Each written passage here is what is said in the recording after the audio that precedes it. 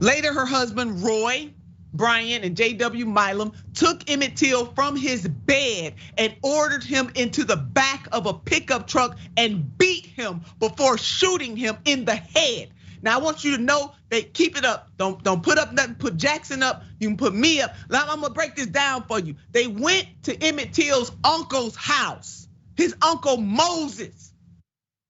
What the hell? They went to the man's house and took Emmett Till out the house. Do y'all understand me? And this wasn't a century ago. Well, it happened in the 20th century. Let me just say that. But on the continuum of history, it wasn't that long ago.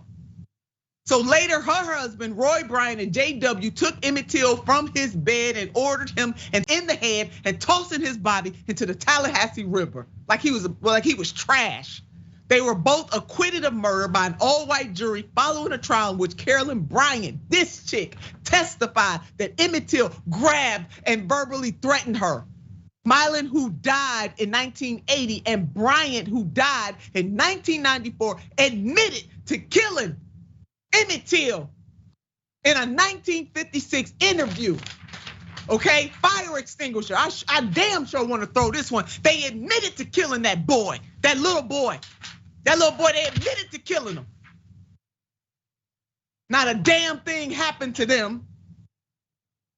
And not a damn thing happened to the woman that lied on them. Jackson, go ahead and take it so I can recover. Take the camera off me, put it on Jackson. Go ahead, Jackson. Well, I mean, she just flat out got away with it. And I think, one of the things you pointed out is this didn't happen a long time ago. I mean, this 1956, my father was born in 1951. And, when you first learn about this in elementary school, typically is when kids first learn about it. You see it in the black and white and you feel like America has come such a long way. But this woman got to live out the rest of her life protected and low key, Yeah, she did. Yeah, she just went about it. Yeah, she did. And we ain't got a whole lot of time.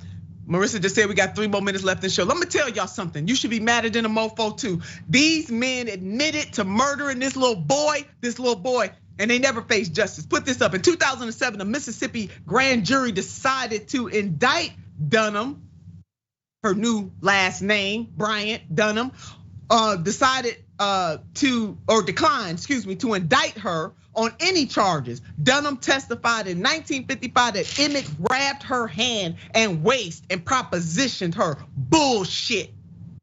Saying he had been with white women before. Bullshit. But years later, when Professor Timothy Tyson raised that trial testimony in 2008 interview with Brian Dunham, he claimed she told him that part not true. She knows she was lying and the truth wasn't in her. The interview was included in Tyson's book, which I encourage people to get, The Blood of Emmett Till. She knew good and damn well it wasn't true, but she didn't care. She didn't care. Now, Malik Shabazz with Black Lawyers for Justice said the following in a statement: Carolyn Bryant's death brings a conclusion to a painful chapter for the Emmett Till family and for Black people in America. The tragic part about Bryant's death was that she was never held accountable for her role in the death of young Emmett Till, who is the martyr for the civil rights movement. Now, over the decades, people have been calling over and over again for some justice. The 2 white men who did it didn't have to, no justice was served. And then this woman gets to die at the age of 88 years old without any consequences or repercussions. Let's put up Mamie Till, Emmett Till's mother, who continued to be a freedom fighter all the way through this. She made sure, many of you may have seen a picture of Jet magazine. She said, I want an open casket. I want people to see what these mofos did to my baby. She didn't say mofos, that's me. Mamie Till, the mother of Emmett Till, should have the last word on this. She passed away on January the 6th in 2003, and this is what she said. Put it up. I know we gotta go. This is what Mama Till had to say, Till Mobley, but I want y'all to know, open casket. She said, because I want the world to see what these people did to my baby. Here it is. It is not that I dwell on the past, but the past shapes the way we are in the present and the way we will become what we are destined to become. It is only because I have finally understood the past, accepted it, embraced it, that I can fully live in the moment. And hardly a moment goes by when I don't think about Emmett and the lessons a son can teach a mother, Mamie Till Mobley. Emmett Till's mother. And if that don't make you mad, I don't know what will. Well, this has been our show for today. We will continue to revisit this because what she is talking about is still a reality in 21st century America. You know what I want you to do about this time. Jackson, thanks for being with us today. It's Jackson Monday. You know what I want you to do about this time. I want you to keep the faith and sure enough, keep the fight. To quote my grandmama. We'll be back tomorrow.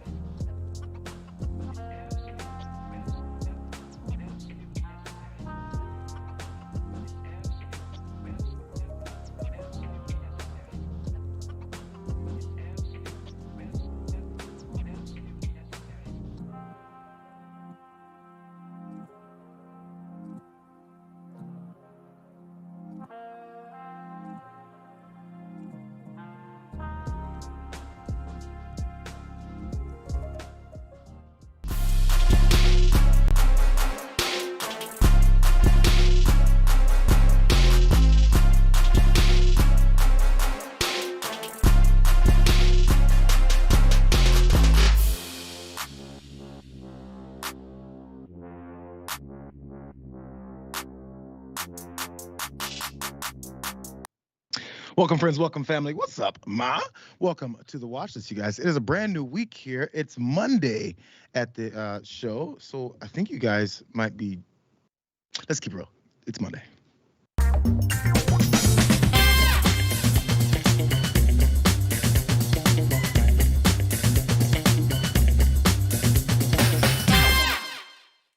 Not only is it Monday, but it's also Jessica Burbank Mondays. What's going on, Jess? She's a TYT all over the network contributor. Check her out, please. But also, apparently, has been double timing on the network on other places. Hence, the new makeup job that I completely noticed, and I know the differences that have just happened. What's going on, Burbank? Where you at? Yes, I'm doing double duty. You make it sound like I'm cheating, but no, it sounds wrong. Makeup's different, morning was different. On the rising in the mornings now. I'm not responsible for your conscience. I'm just stating the facts. So what's going on? There is the appearance was made on the Rising this morning. I'm sure you did fabulously. You got out of bed. You did your thing. Unlike this quick thing that we're going to start with. Representative Anderson. Yes. Senator Barr. Yes. Senator Dibble. Yes. Wait, hold on. What? Like one more time? Representative Anderson. Yes. Senator Barr. Yes. Senator Barr. Yes. Minnesota State Senator Cal Barr apparently didn't want to show up for work. Apparently he can do this over Zoom, but he definitely didn't want to get his ass out of bed, Burbank. But what's that behind him? Are you old enough to realize this? I'm just a boo. Of course, there. I know about that. Schoolhouse Rock. That's actually where I got all of my professional education as it relates to the U.S. government. Absolutely. And apparently he's still teaching it no matter where he is, no matter who's in that bed with him, no matter how little amount of clothes he's got on. State Representative Cal Barr, he's ready to legislate, vote, doesn't matter. Nipples are out, whatever's good for you. They're doing this up in Minnesota. I hope that no school board members or any parents catch wind of this, because what if children are watching? They'll see your naked ass in bed. Enjoy yourself, brother. As long as the hangover subsides by noon, you should feel much, much better. It's a good way to start the Monday. I think this is going to be a pretty good week. Let's go ahead and start with this first part of our show, though. Of course, we get start off on negativity as we go off of the weekend. If you guys just opened up any of your apps, checked out general news, you may have heard about 7 to 10 to 15 shootings. Here's one of the worst ones. Let's start here, you guys. Family guy, got a son. He's always working, training his horses. I mean, anytime you've seen him, he was always doing something. He's worked for me, doing work. He's worked for the neighbors. Never have I seen a fight, an argument, raise his voice, anything. They had family parties together. I mean, like I said, the 4 or 5 houses, they'd all get together. I mean, it was a norm. So it was shocking It was beyond shocking. It's a neighbor out in Cleveland, Texas. She's shocked at the nature of this shooting that happened over the weekend from another neighbor. Ended up killing 5 in one home. His name is Francisco Oropesa, and he's now on the run. Feds are looking for him. State authorities are also looking for him. The less shocking part about this entire thing is that alcohol was involved with this shooting. Here's some more. Police have said that alcohol may have been involved, that the suspect may have been intoxicated when he went over to that home and began shooting those people. And the sheriff told me flat out, firearms and alcohol do not mix. And so now the search continues for that suspect. We know that yesterday officials believed that they had a perimeter around the suspect. They were speaking to someone who had been in contact with him every couple of hours. And so it seemed as though they were closing in on this suspect, but we learned late yesterday that those law enforcement officials found a cell phone and clothing of the suspect, but they did not actually find him. And after that, the dogs that were tracking him lost his scent. So it's unclear where this investigation goes from here. We know that there are multiple agencies on the ground here still searching. Last word we got was that there could be he could be 10 to 20 miles from here, if not further. He could be anywhere, is what one of the officials said. So alcohol was involved. Of course, huge guns were involved. We're going to get to the details of that. But also now Oropesa is on the run, and they lost him. They feel like they had him cornered and just discovered some clothes and a cell phone. He's still, at least as of Monday, afternoon here in LA. They haven't caught up with them yet. Maybe before the week is up, they'll get their hands on him. This looks like a really bad situation. Here's a couple more details. Here's this guy, Francisco Oropeza, who neighbors are shocked by this occurrence. But when all the things got mixed in together with this, these are the things that happen in this country. And 5 more folks are dead. Devastatingly, a 9-year-old boy. Here's a few details of how this went down. He stepped out of his house on Friday night and started shooting off rounds in his yard. That's when some of the victims stepped out to confront him. That's what the police chief Capers said. The man walked over to the fence and said, "Hey, we're trying to keep the baby asleep in here." Both parties then went back to their houses, and Oropeza topped off his magazine, walked down his driveway onto the street, then into the people's house and just started shooting. Police are still looking for the suspect, as you guys heard, but look at this. He used an AR-15 style rifle in that shooting inside the neighbor's home on Friday. And the victims were identified as Sonia Argentina Guzman. She was 25. Diana Velasquez Alvarado, 21. Julissa Molina Rivera, 31. Jose Jonathan Casares, who was only 18. And Daniel Enrique Lasso, who they have here is 8, but I think they corrected that to 9 years old. They're all believed to be living in that house, but were not members of a single family. That's according to the FBI as well. And police said all 5 victims were from Honduras, which leads us to the second half of this. But first, the devastating first part responses from you here, Jessica. Yeah, it's so sad to paint the picture of what happened here. I mean, to have your neighbor say, you know, you've been shooting your gun a lot, it's kind of loud, maybe, you know, don't do it in the yard so much when we have the baby sleeping. And then to have them gunned down, execution style, and to also have children under the bodies of their parents. I mean, the only surviving children on the scene were found under their parents. It's just absolutely excruciating, the details of this story. Yeah, and again, another weekend, another day. There's some more details as to how these things usually then go down, which we see every day. And then we notice the mass shooting versions of it, which I maybe by Wednesday, the next time we run across one of these, I'll be able to get in those details. But Governor Greg Abbott down in Texas sprung into action. Wow. He's all about trying to make sure that this gets wrapped all up. As a matter of fact, the police chief there was talking about reward money that's being offered to catch up with this guy. Watch. First thing I want to get across is the fact that the governor of the state of Texas has offered $50,000 for the capture of this suspect.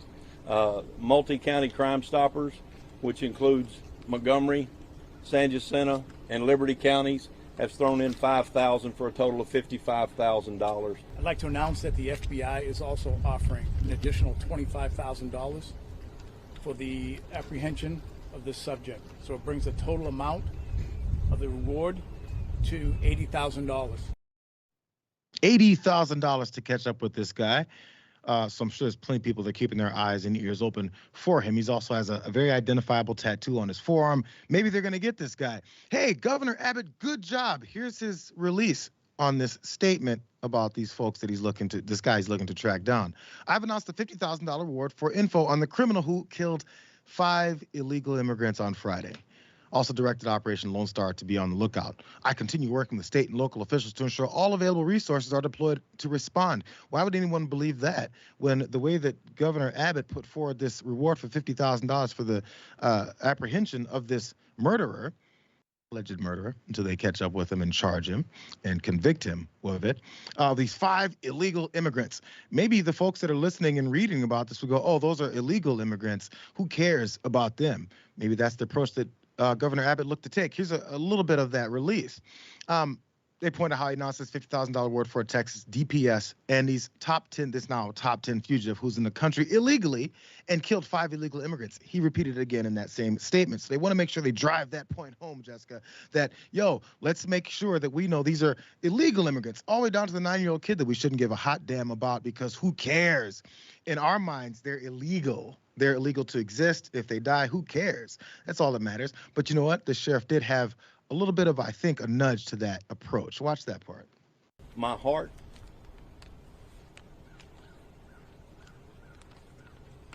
is with this 8-year-old little boy. I don't care if he was here legally. I don't care if he was here illegally. He was in my county. 5 people died in my county, and that is where my heart is, in my county, protecting my people to the best of our ability.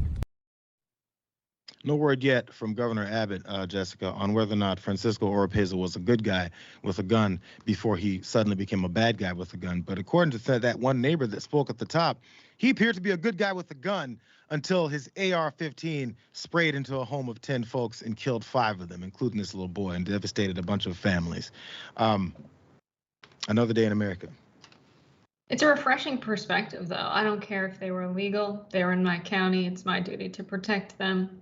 We don't hear that a lot from people in public service, especially in the state of Texas after there's been a shooting, right, Jayar? Like, this is a far cry from what we heard after Uvalde.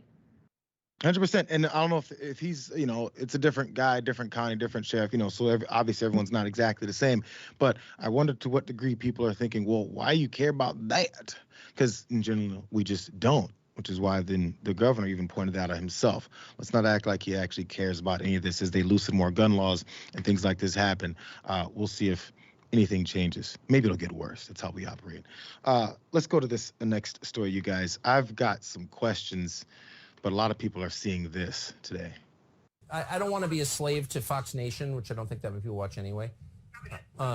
We're gonna because I'm like a representative of the American media now. Speaking to an exile in Romania and welcoming him back into the Brotherhood of Journalists. Yeah, it would help us out if you wore a sweater though, because we asked him not to wear a suit. Like, he was panicking about it, so you don't have to. Tucker's gonna be looking casual. That's just how our show looks. I mean, this is airing on the nighttime show, and I want it to look official. I don't want it to be like bro talk. And I, you know what I mean? Yeah, but the majority of it, like if we go like 45 minutes, it's going to be for Fox Nation. But nobody's going to watch it on Fox Nation. Nobody watches Fox Nation because the site sucks. So I'd really like to just dump the whole thing on YouTube. But anyway, that's just my view. I'm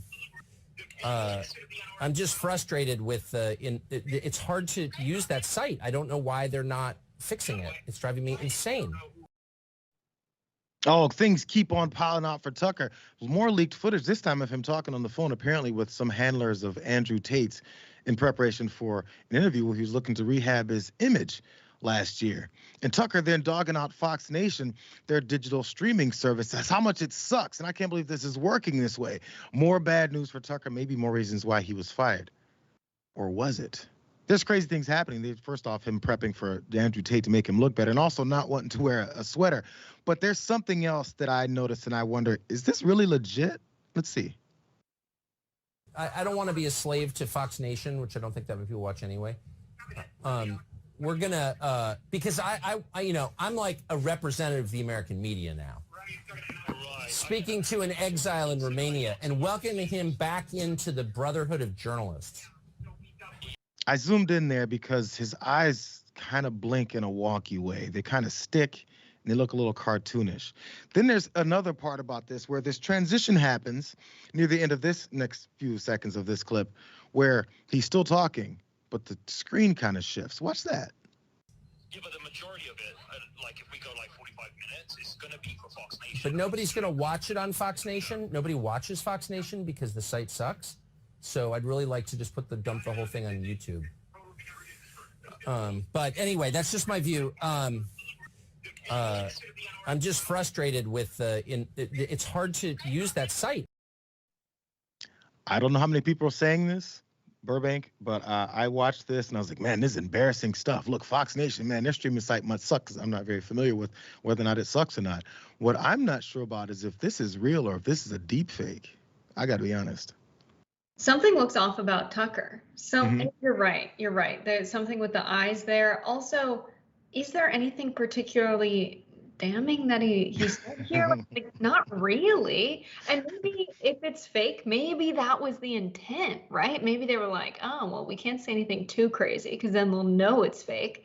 But yeah, there's something weird about this. Like, to say, oh, well, it has to look legit because it's going on the nighttime news. By the way, the Fox, website is not working very good. Nobody watches it. It's hard to click around. I'm waiting for them to fix it. It's just like not natural dialogue. It doesn't seem, I don't know, you might be right. It doesn't seem real. It doesn't, and I don't know how to confirm it outside the fact that I just randomly said, like I think many people do, when you see any kind of thread, anything that's getting popularity anywhere on the internet, I'm like, what are the comments saying? Here's a couple of comments, and I only found 2 who agree with me. This one guy said, his hand looks wonky in this.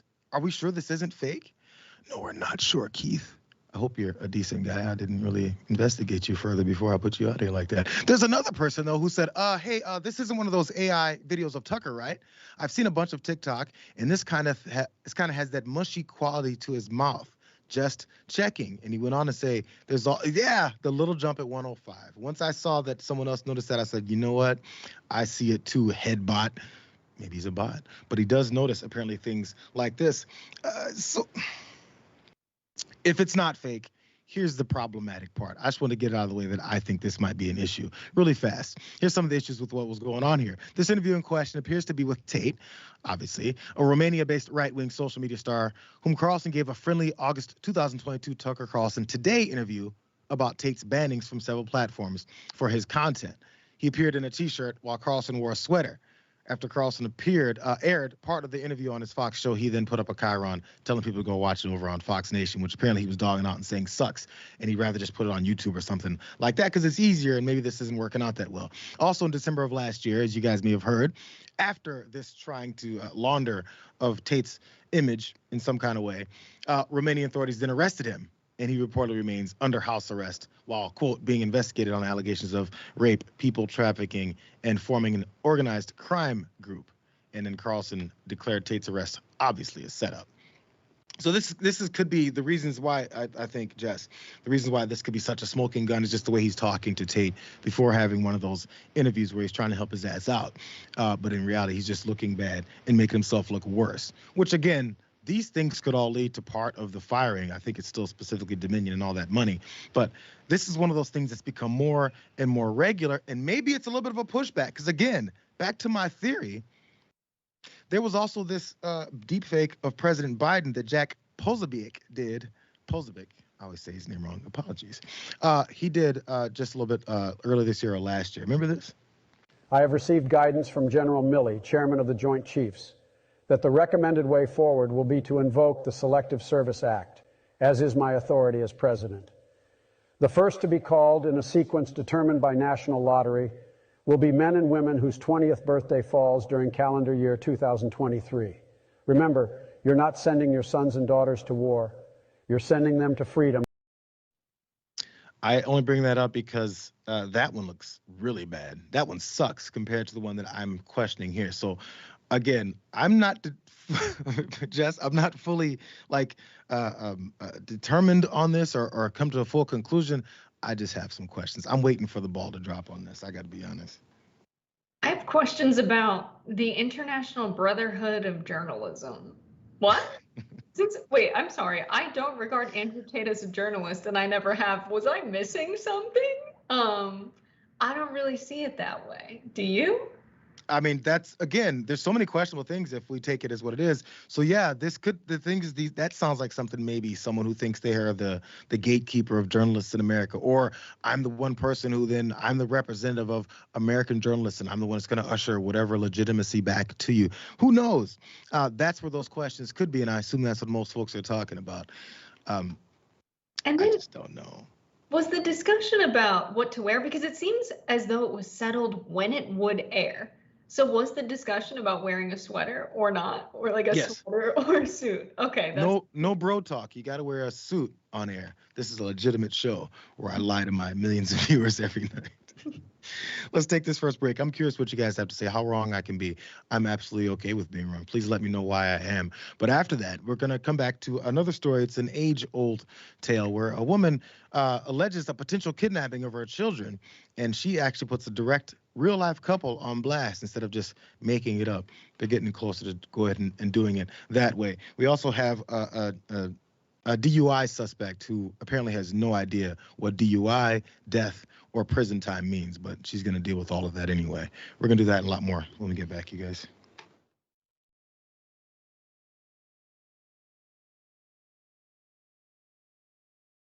Welcome to Happy Hour, everybody. After a week of soul-crushing news, we break out the good stuff. Good news, good videos, good people, and, of course, drink good alcohol. That's the worst thing I've ever had. This is the best show. Full disclosure, we did do a shot right before the show began. It says, Let's flamingo. Flamingo. The reason you had trouble with that word is it's not a word. Okay. This is the one of everything. I've got a rash. Could I just put it on that to see if it'll take it off?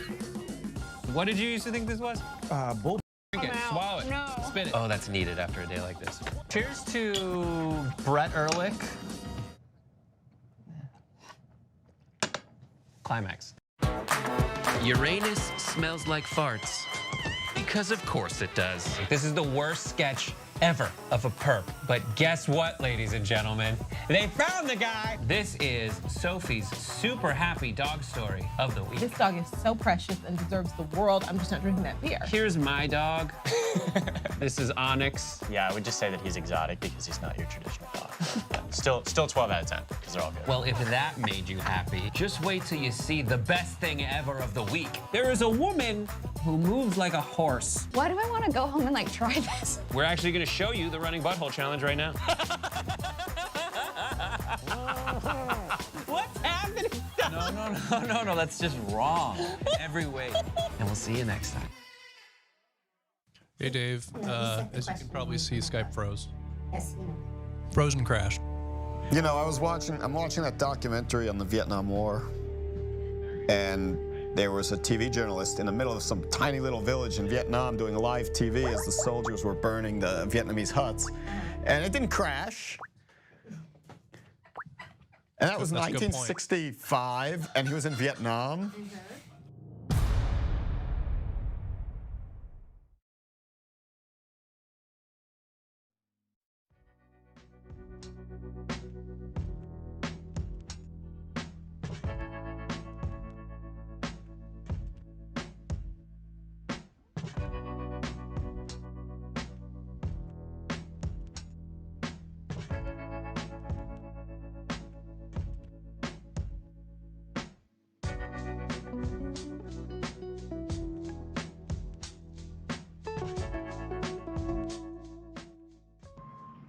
What's going on, you guys? I'm looking for you guys to dispel my theory, and I ain't seen nothing. That means I'm right. So really fast, up at the top, 2 active members, David Brown, Double Dose Dragon says, JR rocking the Old English D. Go Tigers. Maybe. I get into baseball more once the NBA season is over. We're deep into the playoffs. About second round. Mountain Dragon, come on, Assassin 420. Sorry, Assassin. Says, JR's making a very good case for Mondays being the best day of the week. Now he's doubling down by having Burbank on for Mondays. This is not new, bro, but I appreciate you. I'm glad you're on board, though. They say this duo may be the greatest for the beginning of the week. Much love and happy May to all the wonderful TYT team. Happy May to you guys as well. One more, guys. Kyle8315 over on Twitch. Love you all on Twitch. Says, Jessica, that's just because you're not in the Brotherhood, so you don't get the secret info. Sorry, that's the rules. I'm starting an international sisterhood of journalists, Jayar. Damn. These exclusionary tactics I don't like. How am I supposed to get involved? When is a guy going to get a chance to really get into this journalism business? That's the question I have, and I hope you can answer it later. Let's get to this next story, though. So I get the kids in the stroller, and we go into the store, and they come in, and they walk kind of close behind me. I definitely felt the heebie-jeebies. I didn't feel good, but I thought I was judging a book by its cover. They were not like kind. That sounds bad, but they weren't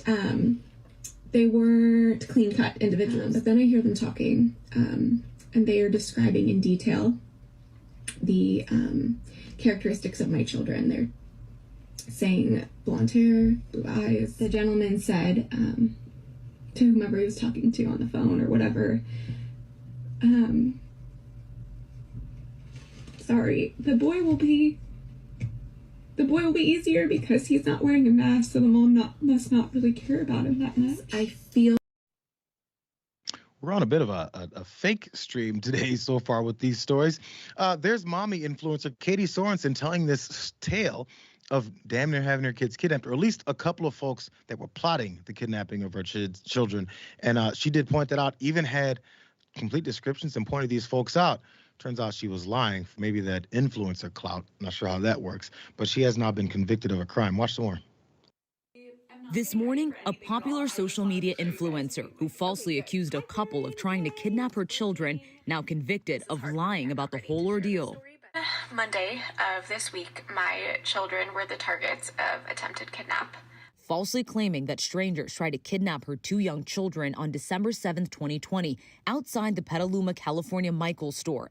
The Sonoma County DA's office says the videos were posted about a week after Sorensen reported the supposed kidnapping attempt to police. In the video, Sorensen described a number of details about the alleged incident that hadn't been disclosed to police. The accused couple, Sadie and Eddie Martinez, say they actually recognized themselves in this photo and came forward to deny Sorensen's claims. She wanted a stronger following. She was looking for, content for her fame and her income, and at our expense. Yeah, that's dirty. So taking these direct folks and knowing that there may be some folks that authorities would look at, not believe their story and go, you know what, this lady who was talking about her blonde hair and blue-eyed children potentially being kidnapped, we have to make sure we protect. She's probably seen this play out in her past before, and she's like, this will work. Clout and some people that I don't give a damn about may go to jail. Wrongfully get sent off to jail. Who knows? Actually, who cares? But her lawyer, in arguing for her case, said, she didn't really mean to do it. She just targeted these folks by accident. Watch more. She misperceived and misunderstood a series of random events which were occurring around her and made a honest report to the police on December 7th. Her attorney adding that it was when Sorensen reviewed the evidence that she realized she was wrong. I don't think she had any understanding of how this would spread and the impact it would cause. Oh, so maybe she didn't think it was going to get tons of more views and follows, just like a little bit, just a small bump. Still, though, I guess his explanation worked to a degree because she was still acquitted of 2 of those 3 charges. They found her guilty of the misdemeanor while acquitting her of 2 of the other counts of falsely reporting a crime to government officials. And she now faces up to 6 months in jail when she's sentenced in June. So she'll probably get a month and a half. What do you think here, Jess? So she got the heebie-jeebies and she said that was a crime. That is not a crime to get somebody give you the heebie-jeebies. That doesn't make any sense. This whole story is ridiculous. Also, the way you have editing power, right, JR? We know this. If you record a video before you post it, you can take some parts away. She left the part in where she said they didn't look kind. Well, that sounds bad. They didn't look clean cut. You got out. She left it in. And it's like she knew she was profiling these people. I didn't hear about them approaching the children. We didn't hear about them trying to grab the children. We heard her relay them describe their physical characteristics, which who knows if they're talking about those kids. On the phone with someone, it could have been about their niece and nephew, which they have, which it seems a little bit weird that a blonde-haired, blue-eyed mom is obsessed with the idea of people who don't look like her wanting her blue-eyed, blonde-haired kids. Like, it's a weird vibe, JR. It seems kind of weird, though, but, she does know as long as, how can she describe these minorities that are dangerous looking if she doesn't describe them the way people would consider dangerous minorities to be? Not clean cut. She can't say thugs or looks like they're illegals. She can't say all that stuff because it's a little bit too broad, too over the top. So she has to give some little indicators and maybe they'll tie the loose ends afterwards. But still, she has been convicted. We'll see what happens to her next. Maybe she'll go in court and say, I was really, truly mistaken. And then they'll take sympathies on her because that's our judicial system here in America. Next story, you guys. This particular lady committing crimes is not getting off easy. Maybe because of the way she was acting. Watch. So I tell you to stop, okay? Okay, sir. You understand? Right now, yes. All right, touch the tip of my pen just so I know where you're... There you go. All right. That's what I want you to follow. Nope, keep your head still for me. Oh, my head. Okay. Yes, ma'am. Okay. Just your eyes. We're going to try that again. It's hard. All right. Just... Okay. Spend at least $500. And I'm going to start off with 2 Long Island. You ever had enough of drinking already? We're talking about Vegas. There's no limit at Vegas, right? Have you been there? Shut up.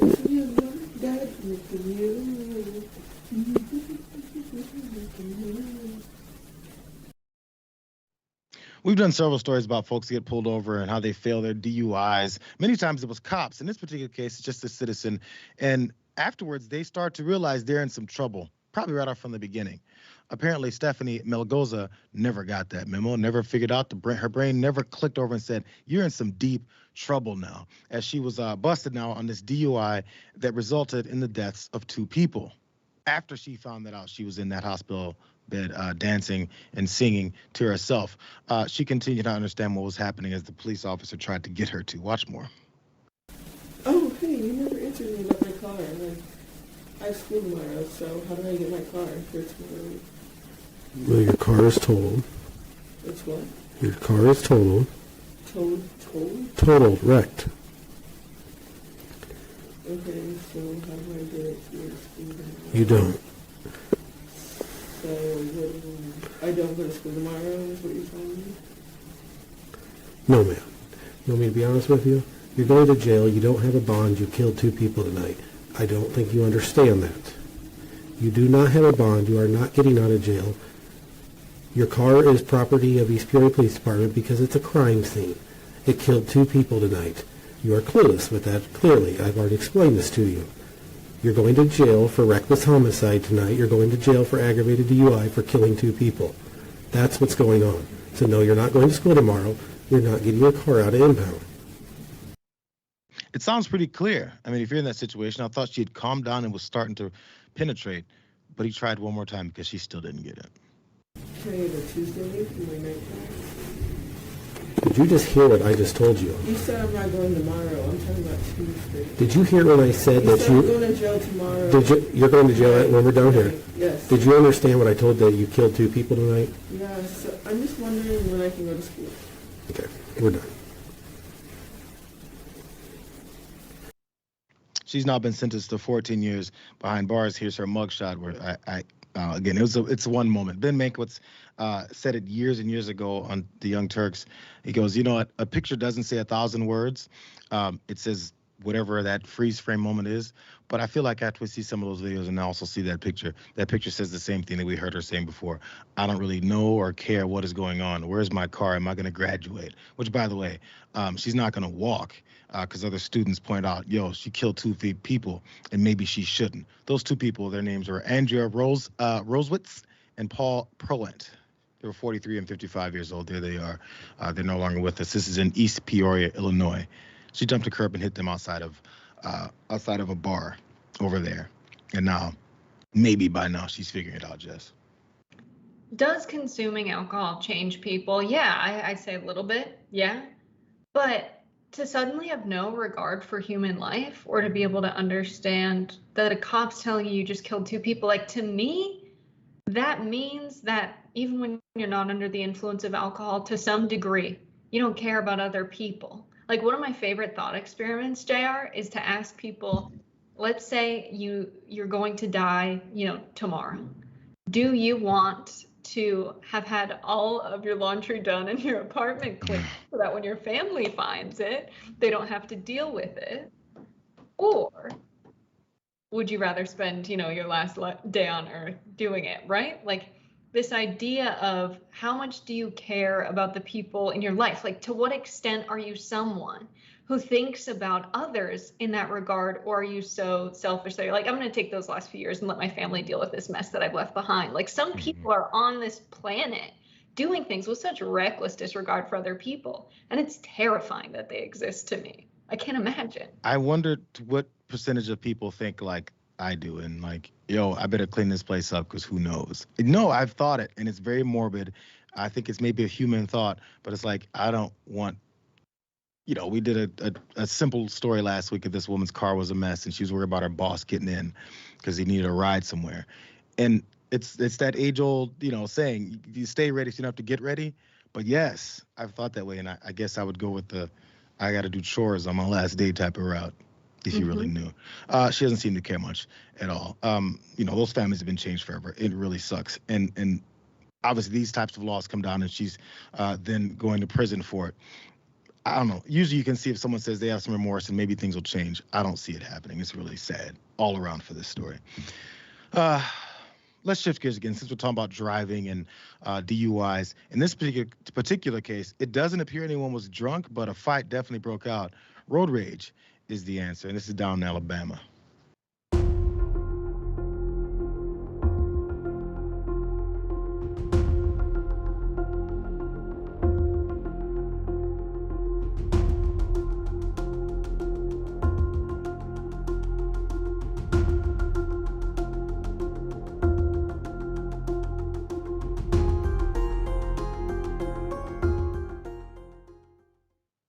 So that road rage incident culminated at this gas station. It was Florida Panhandle, some are saying Alabama, around that area. But it ended with this gentleman here in this tank top here attacking 3 teenagers in that red car, one being a girl who's standing off to the side there. The attack went on. He apparently wrapped someone in a headlock and circled him around the whole thing. Here's a little bit more when he started shoving the girl after he shoved one of the kids back in with the back door of that car. Let's watch a little bit more.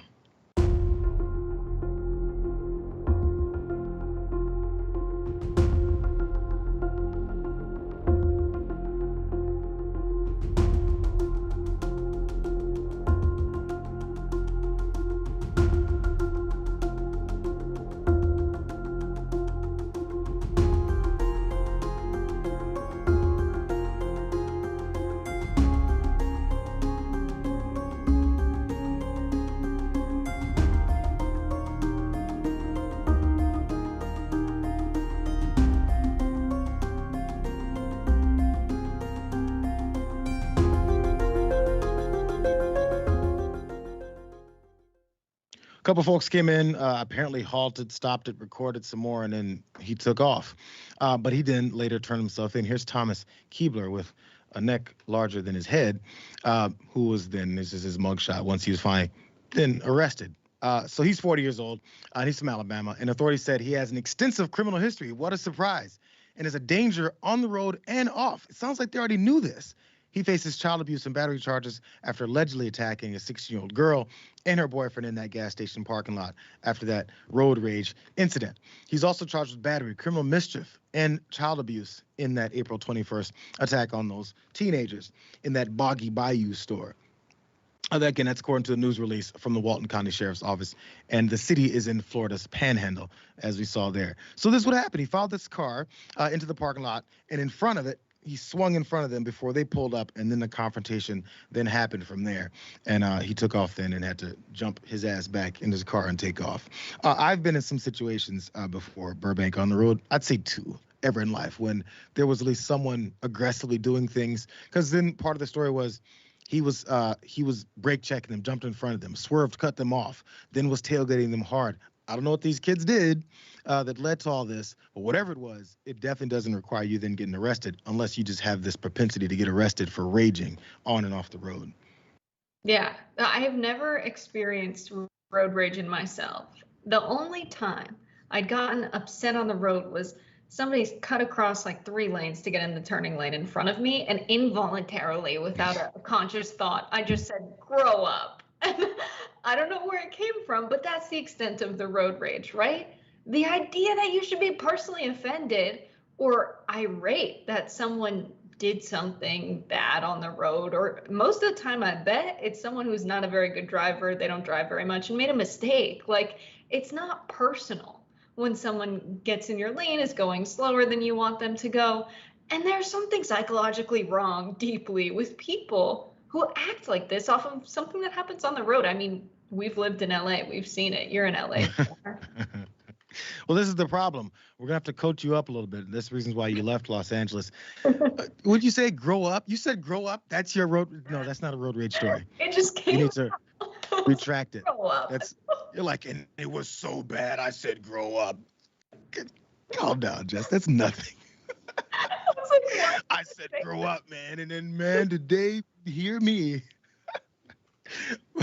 No comparison to Thomas, who apparently part of his criminal history was assault, possession of cocaine, terroristic threats, public intoxication, all this stuff. But no, I don't get into fights. I'm not trying to encourage that. But just in general, it's windows up, name calls happening all the time, especially in this city. And it's your point is taken, obviously. Folks who generally don't know what they're doing, or who are just new drivers or made a mistake, aren't paying attention, something along those lines. It's usually not very coordinated and planned attack on your being if someone just kind of drifts or drives 45 miles an hour in the left-hand lane in a Prius on the 405 freeway in free-flowing traffic in Los Angeles. That's not a specific example. It's just what I see every damn day in this city. Fine, let's move on before I get mad and jump out of a car. Let's go to this. Let's travel up to Ohio, specifically Columbus, Ohio, where this happened. A battalion chief on scene says crews acted quickly after receiving that call for service. In all, 13 students were transported to various hospitals, and an additional 20 were treated by medics on scene. The battalion chief says they are unsure how many people were on the roof when it collapsed, but he's thankful the injuries weren't more serious. Our guys got here quick, did a quick assessment. We took the walking wounded and got them away. We took the ones who were kind of injured and took them and triaged them by the medics, and we quickly got them to OSU, Grant, and OSU East hospitals. I guess it's something that, like, people just assume is, like, safe because, like, you know, everyone does it, but obviously not. Well, bro, we assume this is safe to stand on the roof, you know, because our extensive research of other bros standing on the roof, it totally didn't collapse, except when it did. So I thought it was okay.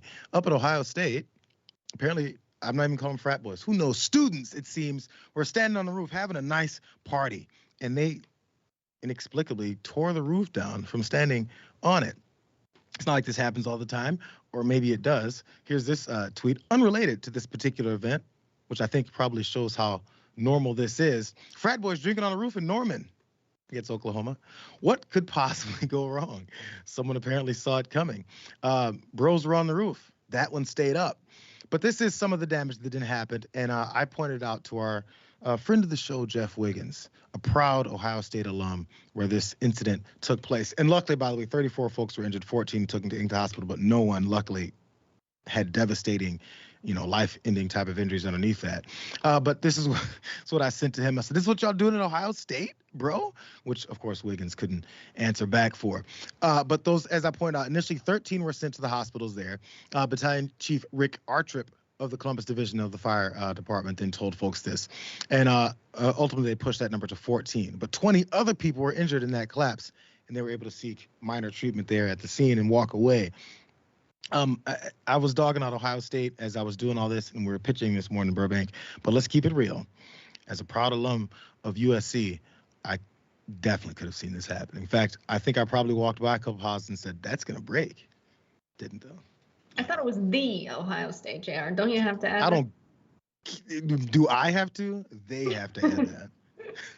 Imagine being the kids that are, I don't know, smoking weed, drinking beers, whatever they're doing in the house, and just their bro comes through the roof, and they're like, bro, I thought it was safe to be up on the roof, man, because we saw other people up on the roof, man. That's crazy. Now we have this firefighter here with this big hat. Why is the hat so big on the firefighter's I didn't head? notice that. Really? It's huge. It looks like a 10-gallon hat. It makes his head look so small. It's big. It's standard equipment for these firemen. I think it looks bigger than usual. It does look a little big. You're right. Sorry, but they're there to save the day. I don't know what school you went to. I feel like I maybe at one point knew this. But this is like these regular occurrences. I never directly involved myself in these things. I just had a couple friends that would. Just saying. Sure. Full disclaimer here. It was on the roof. Significant research went into this. 6 bros on a roof, one too many. Only 5 bros when they're jumping up and down trying to take shots.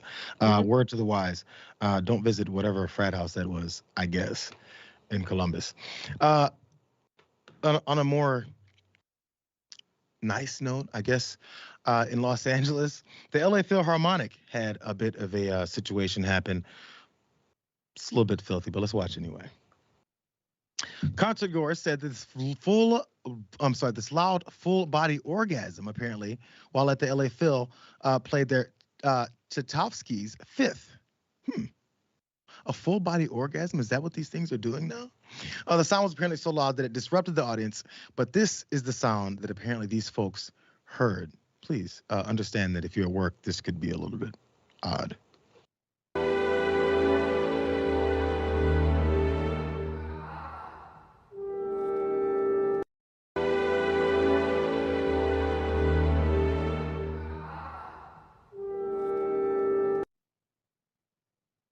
It sounds odd. It sounds like what someone called a full body orgasm, which I'm not sure how you can tell that type of description off of a general quick 2-second sound, but that's the word that was going on. And no, it wasn't just heard by one person to come up with the description. Other folks heard it and they had different explanations. There's one particular tweeter here, Magnus Fiends, said, went to see LA Phil play Thomas, I don't know any of these, last night. A woman in the audience had a loud and full body orgasm during the 5th second movement. During their second movement or the third. Band politely carried on. Props to LA Phil and Peter Illich for bringing it on. Rodrigo was not very happy about that. He said, I was there. This is not what happened. The poor woman had a breakdown of some sort. Speaking to Ilham after the concert, we're friends since our time together at U of M. And we were all worried it was a medical emergency. Please have some more respect. Now you feel bad for even pointing out what it is that you think that you heard. So respectfully, Magnus responded back. I ran all possible scenarios. Tourette's even was in close proximity and had no less than 8 other friends coincidentally attending. All had reached a similar conclusion. She remained for the rest of the show. Her demeanor was in evidence. My corroborated take is merely an observation. Respect, according to Magnus, has been maintained. One more part, though, Jess, before you give us your conclusions based off of the sound, which, of course, we're going to listen to again. Someone has said that she is doing just okay, so maybe it wasn't a medical emergency. One person said, I saw the girl after it had happened, and I assumed that she had an orgasm because she was heavily breathing, and her partner was smiling and looking at her, like in an effort to not shame her. That's what some guy named Grant said, who works for a jewelry company and lives in Los Feliz. He says, this is the best part. He said it was quite beautiful, actually. That guy's a freak there. What? Are you kidding me? Listen, that's the last thing you expect at the Tchaikovsky show. Sorry, But Tchaikovsky, listen, I messed up the name. the fact that we're saying it was either a full body orgasm or a medical emergency tells us everything we need to know about how much men know about women's pleasure in our society, which is not very much, unfortunately. This sound reminds me of, remember when they were like, we've recreated from a mummy's throat the sound of yeah, and it sounds kind of like this sound. I don't know. They did find recently some ancient, what they assumed was a pleasure toy. So, hey, it all remember that? No. No, they found like a phallic-shaped object, and they said it was ancient. I forget which area they found this in. And some researchers and historians were like, this could have potentially been a sexual pleasure tool that was used, one of the original versions of, I guess, more complicated and more vigorous versions of that one before. So it's an age-old thing. You know, folks have been doing this for a while, but this is something else that I think escaped a lot of people's possibilities for what it was. Do you have an idea, Em? I feel like she might have an idea. I see her waving her hand at me. I think one of these possibly was she kicked something, stubbed a toe.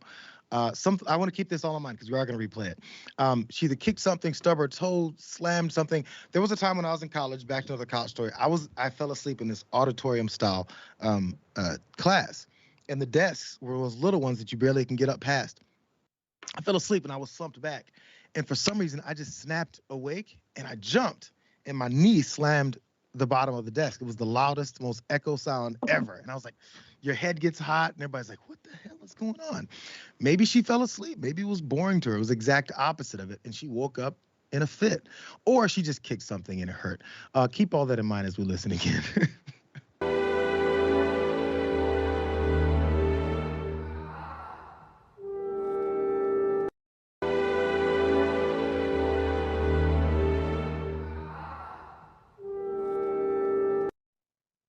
It kind of sounds like pain to me. It sounds pain, like right? Pain. Yeah. I'm not a doctor, but like that's what it sounds like. I'm just saying, keep that in mind. I look forward to y'all's thoughts. I'm going to look at them even if I don't get a chance to read them because we got one more story. I will look. Please, you guys, actually toss them in, Emilio. I want to see what everyone's saying. I got to know how right I'm on this. Let's jump to this next one. We talked about AI earlier, specifically with that Tucker story, but it was a question there. It's just something I floated. This is real deal AI, and this is what I'm afraid of.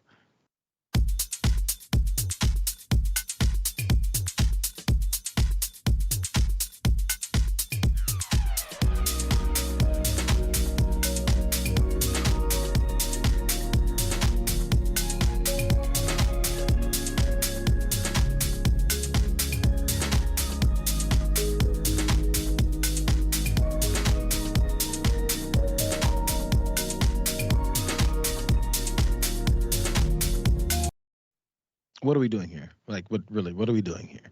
This is a fictional beer commercial, which looks like apple juice, Coke, and beer all at the same time. It was AI generated, though, which is why everyone's face does this weird thing where it looks like it's connecting to every glass, and beer and sunglasses morph in and off.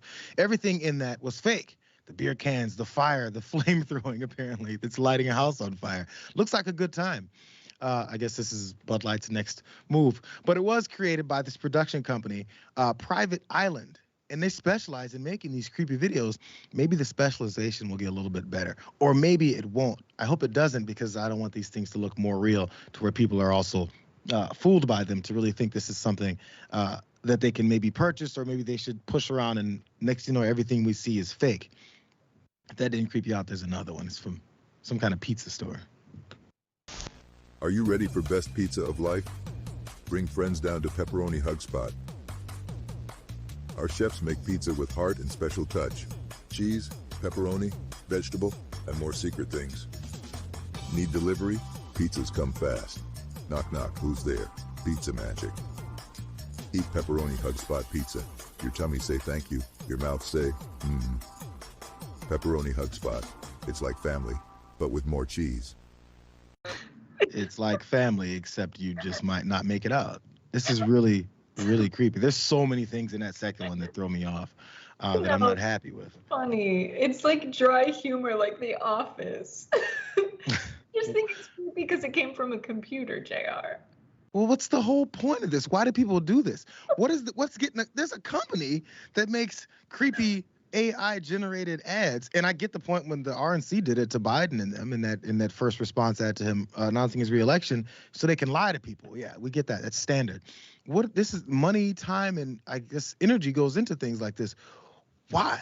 I still don't know why. Do you have a solution, or I need to know? Yeah, JR, people do this stuff just for funsies, actually, just to get a laugh. The first video, if we could pull it up on the side, the beer commercial has the same vibe of, crab rave or like the crab beach party, even with the music. Oh, yeah.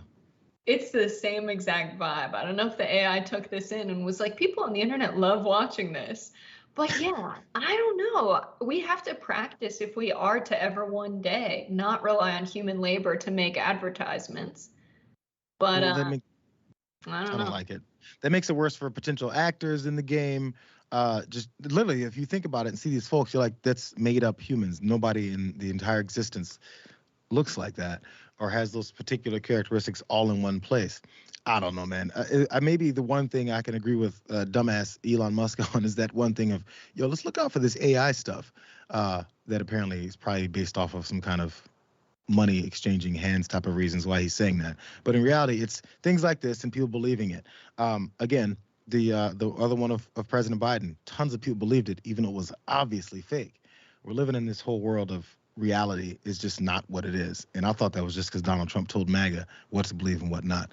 Now we got the visual version of it as well. Do we have anything that folks said about that last one, Emilio? I'm curious. We only have like 30 seconds.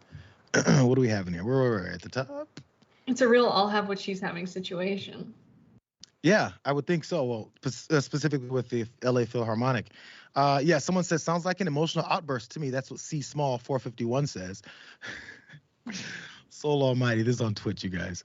Says she came in hard in C major.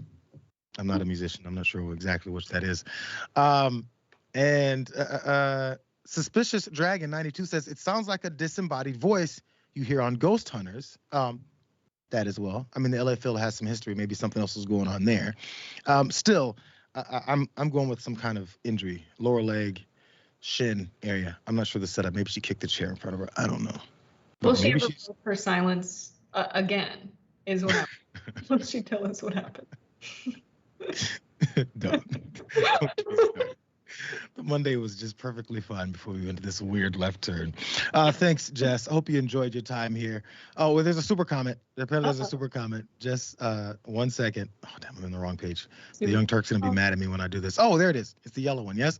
James Thompson, thank you for the super chat, says, find out, JR, if she needs some help. I think her friend that was smirking along with her might be all the help that she needed. Oh. Thanks, Jess, for being here with us. Thank you guys for joining me for this odd, weird twist turn we took at the back end of the show. We'll maybe try and do a little bit better tomorrow. But thank you, Jess. Thank you guys for being here. Up next is the Young Turks, Jank and Anna. We'll see you guys tomorrow.